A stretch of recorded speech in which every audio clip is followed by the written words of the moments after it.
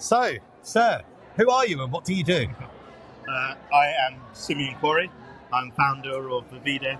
Really just focus on finding ways of helping organisations create a much more security conscious culture, but do that by using many of the methods that are used for marketing, used for content creation, and applying those techniques into large organisations who've got a big problem to solve.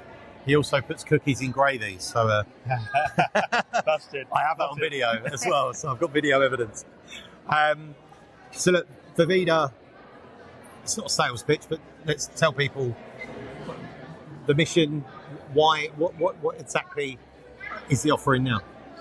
So my background was coming from trying to take subjects that were complicated and turn them into something that was easy to understand and also really engaging. Like most of us do with cyber. Like with cyber. Yeah. And I wasn't originally involved in cyber. It was just, I ended up getting a number of clients and this subject of cyber and security just kept coming up. And I eventually got the memo and decided, right, we need to focus on this. Yeah. So we use a number of different approaches. One is because we come from a media content background, naturally we had video and animation and even virtual reality. But we ended up building out a really successful interactive escape room, cyber escape room, which we've had lots of organisations and thousands of individuals kind of working through. And that's been very good. Like, how do you get people into a room to have discussions on the subjects? But critically right now, what we've been building out is something called Vivida Reels. Yeah. So, which you're aware of. I am. There's this modality of content consumption that seems to just really work for individuals. Yeah. Which is that short form, nano length, easy to understand and digest content that feels a bit more like Instagram Reels or a TikTok. And there are lots of things I don't like about those platforms. But if we can leverage the positive elements and find ways of getting the messages across in an organisation, because I think a lot of what we have to do is really about comms. Yeah. That's if we can't reach people, if we can't engage them, then our hands are totally tied. Yeah. As awareness or workplace risk training, I forget the new SANS term. Workplace security and training. That's Yeah. So they've got a big stand over there. You can just make that out, actually, just there. That's it. Yeah.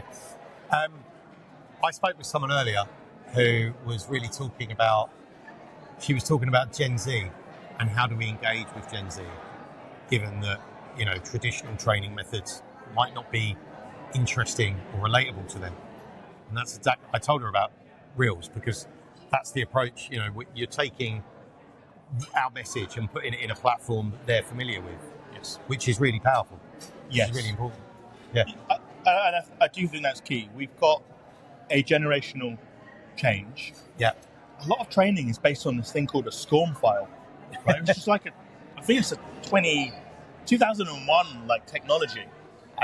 Articulate 360 only runs on Windows and looks like Word 2003. Right. So there's a lot that should have changed that hasn't yet. Yeah. But also when you look at Gen Z, their expectations and their attention span is very, very short.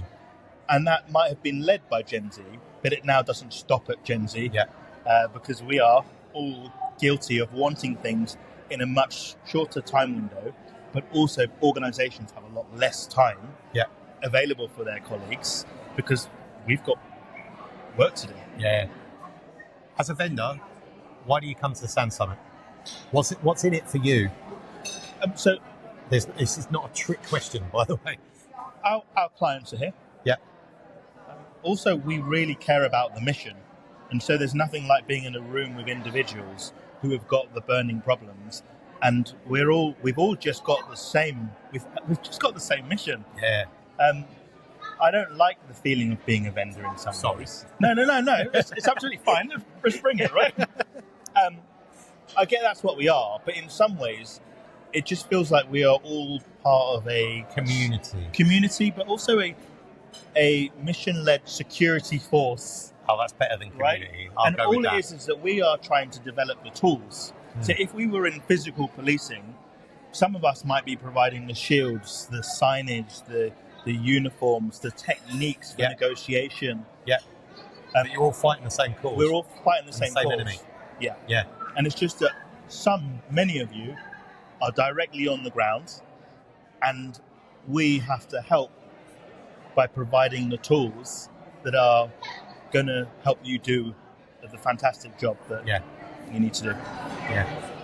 Awesome. Is this your first summit? This is my first summit. Is it? Wow. Yeah. This is my first summit. So far, so good. But I knew it was going to be good, which is why I decided to fly out. Yeah. It's last year was good. This year's even bigger. So there's 4,500 not watching this stream. This will be shared with them though. Or 4,500. 4,500 remote people in attendance for the summit, and 350 in person. So it's the biggest one they've ever had for security awareness. It feels really good, and the conversations on the table are just really good, and the relationships you start to build up. So if you are watching remotely, it's 100% worth trying to see if you can find a way of getting yourself out here or wherever it is next year. Yeah, brilliant. I know where it is. I'm not allowed to say. Okay. Where is it? I'll tell you after. I won't. It's fine. Simeon, thanks so much for stopping by. Did you want to play out? You can't do the security awareness one, but you can do the other one. Pick 3, turn over 3 cards. Let's do the fun one. I thought the stream might stop at past, but it's still going. Okay, let me ask you some quick fire, fun cyber questions. Oh, don't do that. No. What's a security buzzword that you can't stand? Ooh. I actually don't like multi-factor authentication. It's a horrible phrase. Yeah. 2FA, MFA. Lance had a LinkedIn post a couple of weeks ago where there was about 3 versions or 4 versions of the same thing. It's 4. It's awful, isn't it? Yeah. Yeah. We need someone to create a shared. There needs to be a shared agenda. Yes. Everyone talks about the same thing. Yes. Passphrases, but not passphrases. That's still confusing. Yeah, because the password. Oh, don't get me started. Let's not go down that rabbit hole. There's not enough time. Let's go with number 15. If you could make one cybercrime instantly impossible, what would it be? Oh, that is so hard. And powerful. What an immense power to have. Okay.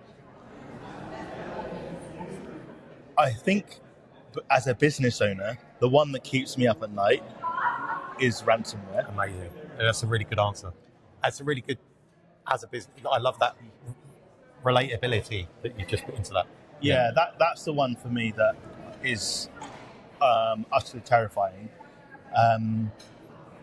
If it was on a human level, then it would be actually something more fundamental, like scams that are catching people out. But I think I'm going to stick with ransomware. Yeah. So that I can sleep. I had there was someone I know had a phishing email, and it was one of these I've been watching your webcam and I've seen what you've been looking at and I've got your browsing history.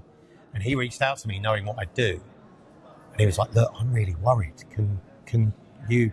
And he was really concerned and stuff like that. If he didn't know, the mental spiral that could have led him to. So that's one that, for me, I'm those kind of really personal ones that are just a mean, really evil and mean.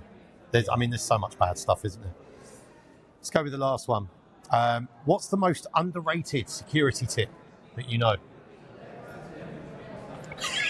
Sorry. Okay. From someone that's just been reading the manuals.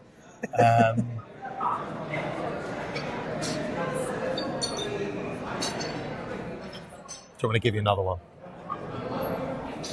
Yeah, give me another one. What's an app on your phone that gives you the security heebie-jeebies? What's it a guilty pleasure? It shouldn't probably be there, but it's there.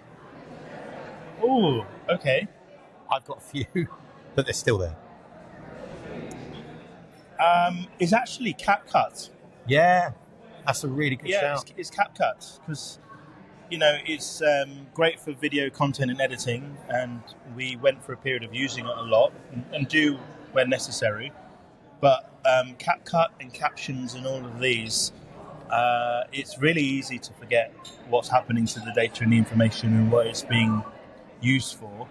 And then sometimes you start to go up and start to look at the parent companies. Well, this is the interesting thing with CapCut, isn't it? Because the parent company is ByteDance, which is TikTok's parent company.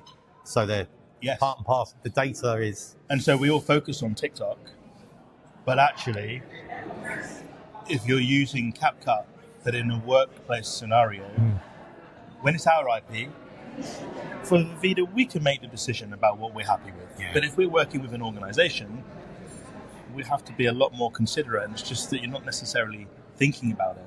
And particularly when a lot of these technologies have got all these other things like with the biometrics and ability to correct the eyes and all of these other things. It's just thinking about like what's happening behind the scenes, and should I be worried about it? Sometimes no, it's an acceptable risk. In other cases, it's a risk that you do need to be aware of. Yeah, brilliant, great answer. Simeon Quarrie, Vivida, thank you very much. Thank you. No worries. Thanks for joining. Thanks for stopping by. I told you I'd grab you. I love it. See you soon.